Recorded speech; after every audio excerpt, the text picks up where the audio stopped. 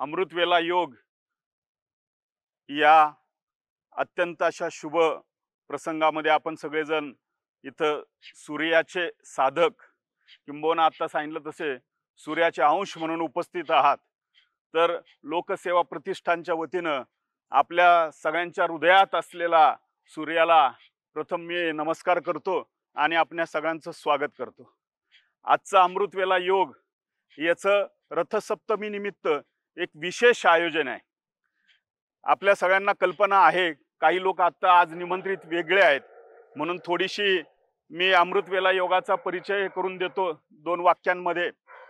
लोकसेवा प्रतिष्ठानचे कर्मयोगी माजी आमदार दीपकजी पायगुडे यांनी अनेक शैक्षणिक उपक्रम पुणे आणि महाराष्ट्रात सुरू केलेले आहेत।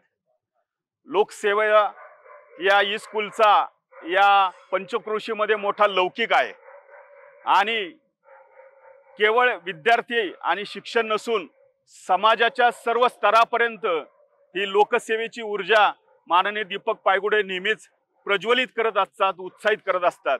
योगायोगाने त्यांचंही नाव दीपकच आहे। गेले 3 दिवस ते आपल्या सगळ्यांच्या बरोबर याच ठिकाणी योग साधनेत होते आणि आदरणीय राजगुरुजी आणि त्यांची ज्यांना विशेष अतिथी म्हणून बोलवलंय, योगायोगाने त्यांच्याच भूमीमध्ये म्हणजे या टेकडीवरून येताना परिचय झाला। पूर्व परिचय नसतानाही माननीय राजगुरुजी आणि दीपक पायगुडे यांच्या भेटीचा योग आला आणि त्याच्यातून कळलं की गुरुजी हे योगामधले एक तपस्वी साधक, त्याचप्रमाणे अत्यंत ज्ञानी आहेत।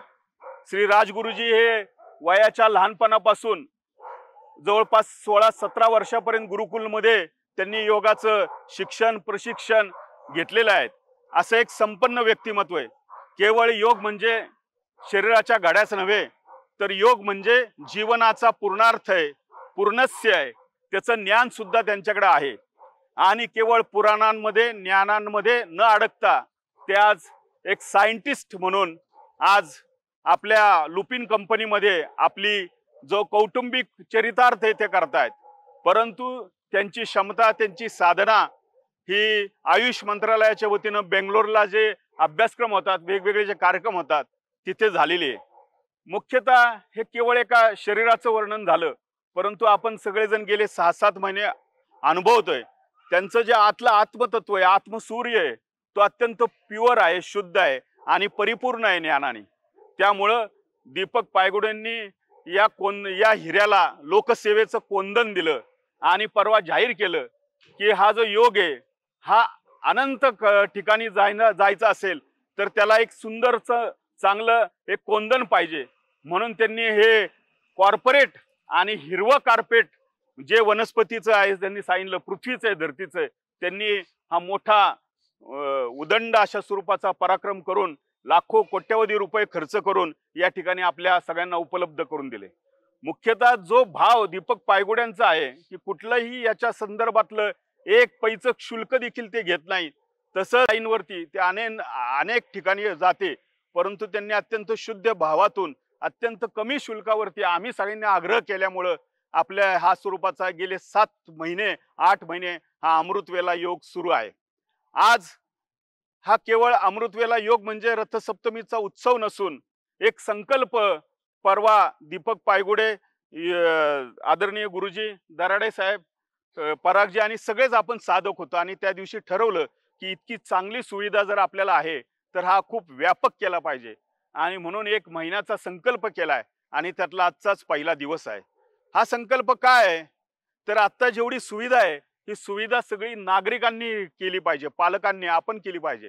आपण केली तर आपलं कुटुंब म्हणजे स्वतःची सुरुवात स्वतःचा दिवा लावून करायची स्वतःसाठी, म्हणून त्यासाठी आपण स्वतः यायचे आणि मग आपला कुटुंब परिवार यांनी व्यापक करायचा। आणि हा संकल्प पूर्ण झाला एकदा 1 महिन्याने की अनेक जे या संकल्पात सहभागी झाले त्यांना घेऊन आपण ही संकल्पपूर्ती ज्ञानेश्वरांच्या आळंदीमध्ये जाऊन त्याची करणार आहोत।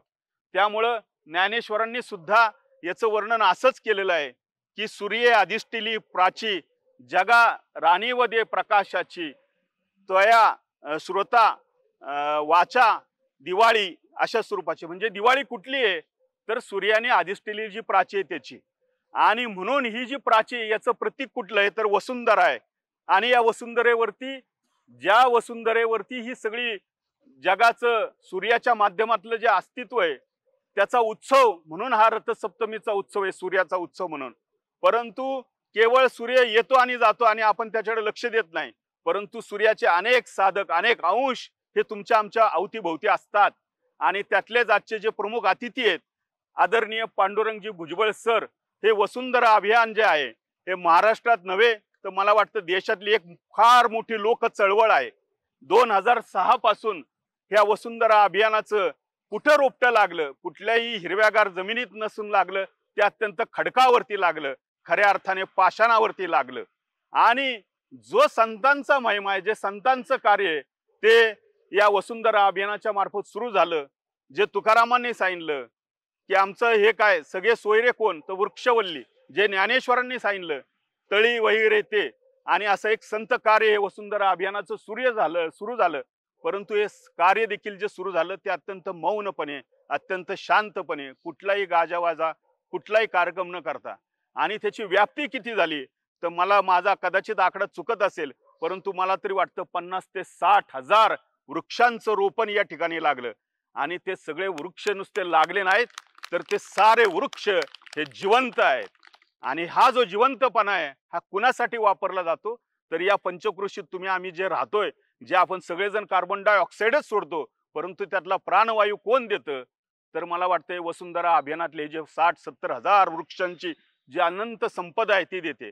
आणि त्याचे जे सर्व आहेत, जे कर्मयोगी आहेत, ज्यांनी स्वतःचं कुठल्याही स्वरूपाचं असं ठेवलं नाही आणि पेशाने सुद्धा ते याच पंचक्रोशीत राहतात, शिक्षक आहेत, म्हणजे वृत्तीने त्यांचा रोम आणि रोम हा संतत्वाच्या दिशेने आहे.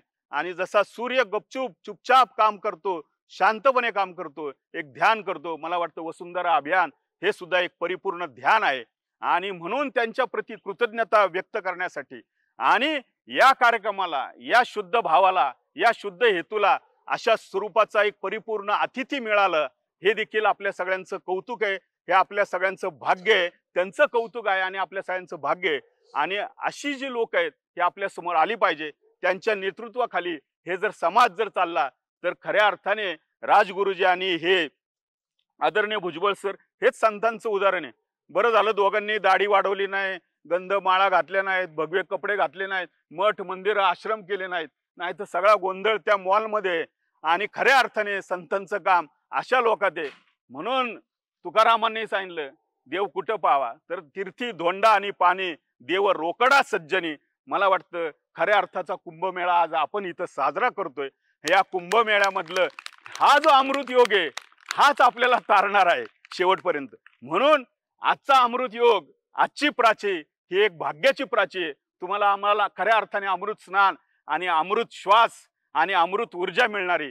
म्हणून असे अमृतमयी संत आणि अमृतमयी ज्यांनी कार्य केलं ते आदरणीय पांडुरंगजी भुजबळ यांचं मी मनापासून आपल्या अमृतवेल योगाच्या वतीनं स्वागत करतो. मुळात ज्यांचा कर्मयोग विषयच आहे, आज ते बरोबर 6 वाजता आले आणि 6:30ला त्यांचं ही जी नित्य 50-60 वर्षाची जी सेवा आहे 2006 पासून 50-60 हजाराची, हा नित्य उपक्रम, नित्य यज्ञ हा चालू असतो. तर मी त्या अतिथींना विनंती करतो की आपण आजच्या कार्यक्रमामध्ये दीप प्रज्वलन करावं. आदरणीय राजगुरुजी यांनी याच्यामध्ये सहभागी व्हावं. रामदेव महाराज, रामदेव बाबा हे 5 कोटी लोकांना भेटतात रोज, नित्य पहाटे 3:30ला उठतात. मला वाटतं रामदेव बाबांचं पुढची एडिशन ही राजगुरुजींची आहे. आणि आपला आस्था आणि आपलं संस्कार चॅनल कुठला असेल तर दीपक दराड्यांचे. त्यामुळे जे आपल्या बरोबर नित्य आहेत त्यांनाही नमस्कार करू, त्यांनाही वंदन करू आणि या तिघांच्या प्रती टाळ्यांच्या गजरामध्ये आपण या तिन्ही अतिथींचं स्वागत करू.